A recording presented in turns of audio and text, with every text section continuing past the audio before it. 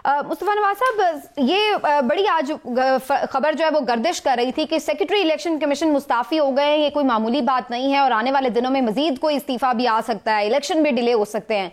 तो आपकी क्या राय है? क्या इस पॉइंट पर भी आपको ये महसूस हो रहा है खदशा कि इलेक्शन अभी भी ताखीर का सबब हो सकती है? कोई अभी सेनेट में भी एक करारदाद हमने देखी और भी कुछ जमातें इसी किस्म का खदशात का इजहार कर रही हैं।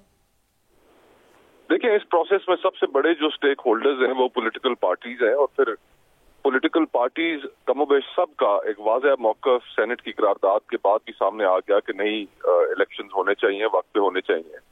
और सुप्रीम कोर्ट पहले ही कह चुकी है कि पत्थर पे लकीर हैं इलेक्शंस।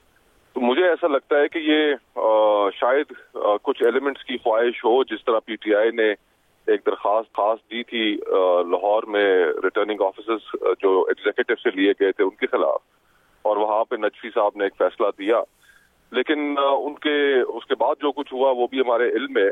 तो आई थिंक कि जो कमिटमेंट है सुप्रीम कोर्ट की तरफ से, जो बाकी पॉलिटिकल पार्टीज की तरफ से, वो इस पॉलिटिकल प्रोसेस की तकमील के लिए है।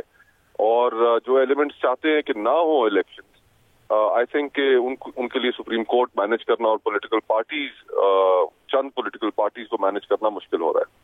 मुस्तफा नवाज खोखर साहब, इमरान याकूब बात कर रहा हूँ। ये बताइएगा कि आप हमेशा जमहूरियत जो है उसको जमहूरियत पसंद के तौर पे आपने हमेशा अपना रोल अदा किया और सियासत की है, लेकिन इस जमहूरी कारकुन, कोई भी हो सियासी कारकुन, उसके लिए इस प्रोसेस से दूर रहना बड़ा मुश्किल और तकलीफ दे होता है। तो आप क्यों इन इंतखाबात में हिस्सा नहीं ले रहे? और जो सियासी जमात के हवाले से बातें हो रही थी आपकी कि शायद आप लोग मिलके एक सियासी जमात भी बना रहे हैं, वो मामला कहाँ तक पहुंचा?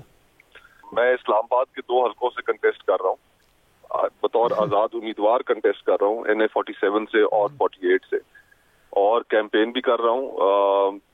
जहाँ तक पॉलिटिकल पार्टी बनाने का ताल्लुक है, तो उसके सिलसिले में कुछ दोस्तों की राय थी कि क्योंकि इलेक्शन इज अपॉन अस, और अभी ये जो ताज़ा 2-3 एक्सपेरिमेंट्स हुए IPP के और PTI पार्लियामेंटेरियंस के, तो this is not the right time. एक तो इस एनवायरनमेंट के अंदर एक हेवी साथ पॉलिटिकल पार्टी बनाना एडवाइजेबल नहीं है, और दूसरा इलेक्शन आर अपॉन अस, इतना वक्त नहीं है, तो इलेक्शनों के बाद इसके ऊपर दोबारा गौर किया जाए।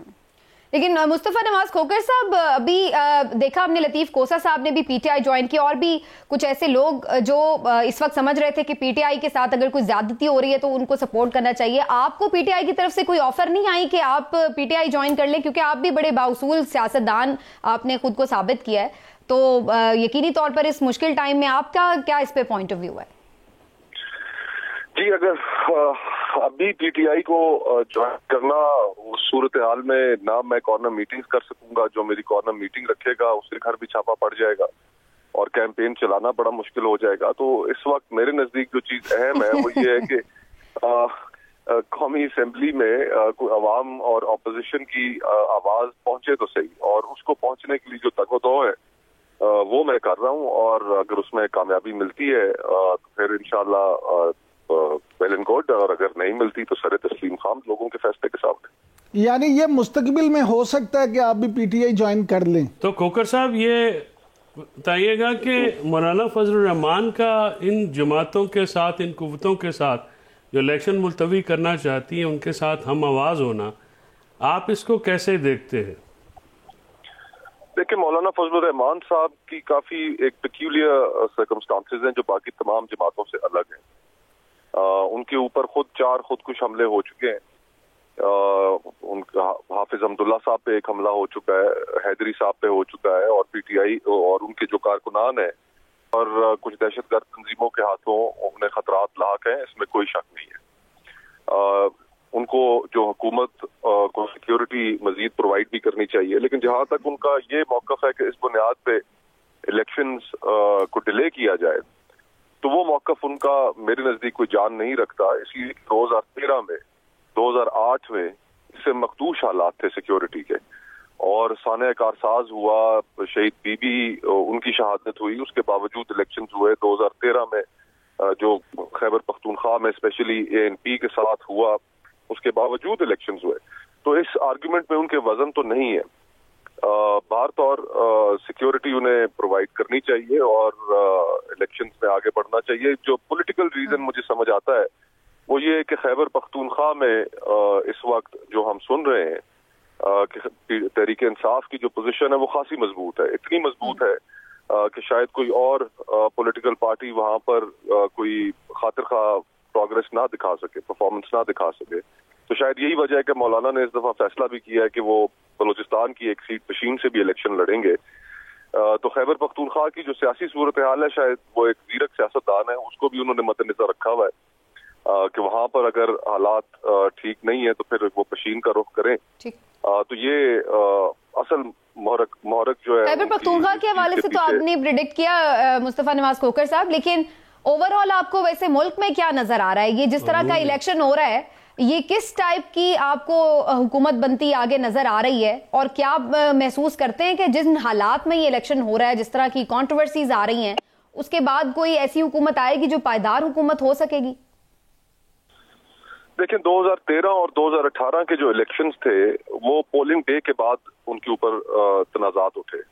ये 2024 के इलेक्शन पर पहले से काफी तनाजे खड़े हो रहे हैं और इस सूरत हाल में जो इलेक्शंस होंगे भी आप एनवायरनमेंट भी देख लें, उस लिहाज से कैंपेन। खोखर साहब आप अपनी बात भी कंप्लीट कीजिएगा, और जैसे मैं अभी बात करी थी, मियां साहब भी बाहर नहीं निकल रहे हैं, तो वो क्या जरूरत ही महसूस नहीं करे कैंपेन की, इतने कंफर्टेबल हैं कि वो समझ रहे हैं कि वो जीत जाएंगे, या फिर कोई और वजह भी हो सकती है? वो मेरे ख्याल से मुकम्मल तौर पर इंतजार कर रहे हैं, जिस तरह पंजाबी का एक मुहावरा ही बन गया, सुंडियां हो जान कलियां ते विच मिर्जा याद करे कि जो आखिरी बल्ले के निशान की रुकावट है शायद वो उनके रास्ते से हट जाए तो फिर उसके बाद वो मैदान में निकले। अननेसेसरली उन्होंने जो चीज प्रोलॉन्ग की है, जो अपनी ये बोर्ड की और टिकट की मीटिंग्स हैं, बहुत से सवालात खड़े हुए हैं और मैदान में निकलने की शायद एक वजह ये भी है कि उनके अंदर वो शायद एतमाद भी ना हो कि जो ऑन ग्राउंड हालात वो पाकिस्तान से जब बाहर थे तो शायद उन्हें अंदाजा नहीं था कि ऑन ग्राउंड हालात कितने तब्दील हो चुके हैं। भारत और अगर इस लाडले के परसेप्शन के साथ जब वो इलेक्शन कंटेस्ट करेंगे तो उसके नतीजे में बनने वाली जो हुकूमत है उसके पास मॉरल अथॉरिटी भी नहीं होगी, और बगैर मॉरल अथॉरिटी के 25 करोड़ का मुल्क है और इसकी गवर्नेंस बहुत कॉम्प्लेक्स हो चुकी है, उसको कमांड करना, उसको चलाना मुश्किल होगा। तो आप समझ रहे हैं कि वो एक पायदार हुकूमत नहीं होगी अगर ऐसी कोई मखलूत इवन हुकूमत बनती है जिसमें मुख्तलिफ पार्टीज साथ में होंगी, जो हमने पीडीएम की सूरत में थोड़ी उसकी एक ट्रेलर पहले भी देखा, तो फिर वो भी फिर उसी तरह इतना कामयाब नहीं हो सकेगी, स्ट्रांग नहीं होगी गवर्नमेंट। ये अनफॉर्चुनेट बात है। आपके सामने 2018 की एग्जांपल मौजूद है कि 2018 में जिन पॉलिटिकल पार्टीज ने समझा कि इलेक्शंस ठीक नहीं हुए वो सड़कों पर आ गई और उन्होंने इमरान खान साहब को हुकूमत नहीं करने दी और उनकी हुकूमत को नहीं चलने दिया। इसी तरह इन इलेक्शंस में जो पॉलिटिकल पार्टीज समझेंगी कि उनको लेवल प्लेइंग फील्ड नहीं मिली और उन्हें जानबूझकर मैदान से बाहर रखा गया है, तो फिर वो भी सड़कों पर निकलेंगी। एक्चुअली जिस चीज की पाकिस्तान जरूरत है वो पॉलिटिकल स्टेबिलिटी है, और जब तक पॉलिटिकल स्टेबिलिटी नहीं आएगी तो हम स्टेबिलिटी की जानिब नहीं बढ़ सकेंगे। तो वो पॉलिटिकल इंस्टेबिलिटी का साइकिल मुझे तो कंटिन्यू होता हुआ नजर आ रहा है। लास्टली ये फरमाइएगा मुस्तफा नवाज खोखर साहब के खान साहब का फ्यूचर आप क्या देख रहे हैं? अल्टीमेटली वो क्या कोई डील कर लेंगे? आपको लग रहा है किसी वजह से उन्हें बहरहाल रिलीफ मिल जाएगा अल्टीमेटली, या फिर कुछ और प्रेडिक्ट करेंगे आप? देखिए, शख्सियात के फ्यूचर से ज्यादा इस वक्त पाकिस्तान का फ्यूचर भी अहम है। 9 करोड़ पाकिस्तानी, वर्ल्ड बैंक की रिपोर्ट आई हफ्ता डेढ़ हफ्ता पहले, 9 करोड़ पाकिस्तानी इस वक्त सतह गुर्बत से नीचे जिंदगी गुजार रहा है। 2 करोड़ 80 लाख बच्चा उसने आज तक इस मुल्क में स्कूल की शक्ल नहीं देखी। 25 लाख नौजवान आपका ऐड हो रहा है जॉब मार्केट में जिसके लिए कोई रोजगार नहीं है। लोग महंगाई के हाथों तंग है, उनका जिंदगी गुजारना मुश्किल हुआ है। अगर आपको एक किस्त IMF से नहीं मिले तो आप डिफॉल्ट के दहाने पे खड़े हुए हैं।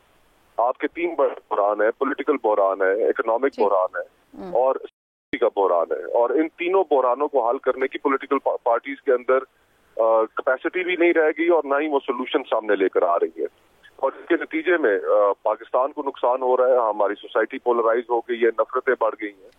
तो हमें तो पाकिस्तान को अगर रेस्क्यू करना है तो नफरतों को भी कम करना पड़ेगा, एक साथ बैठना भी पड़ेगा اور پاکستان کے 25 کروڑ لوگوں کی زندگیوں کے لیے کوئی حل نکالنا پڑے گا، اور یہ تمام سٹیک ہولڈرز اس میں شامل ہیں، اس میں سیاستدان، جوڈیشری، اسٹیبلشمنٹ، سب کو مل کے حل نکالنا پڑے گا۔